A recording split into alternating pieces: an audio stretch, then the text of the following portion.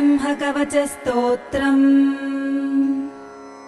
नरसिंहकवचं वक्ष्ये प्रह्लादेनोदितं पुरा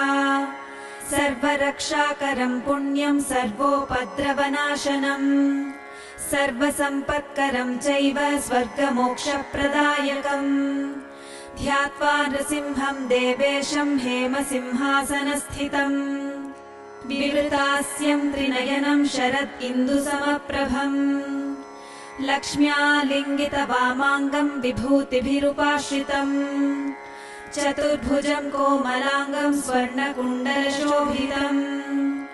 श्रिया सुशोभितोरस्कं रत्नकेयूरमुद्रितम्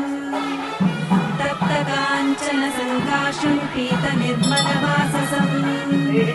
इन्द्रादिसुरमौलिष्ठस्फुरन्माणिक्यदीप्तिभिः विराजितं पदद्वन्द्वं शङ्खचक्रादिहेतिभिः गरुत्मता च विनयात् स्तूयमानं मुदान्वितम् स्वहृत्कमलसंवासं कृत्वा तु कवचं पठेत्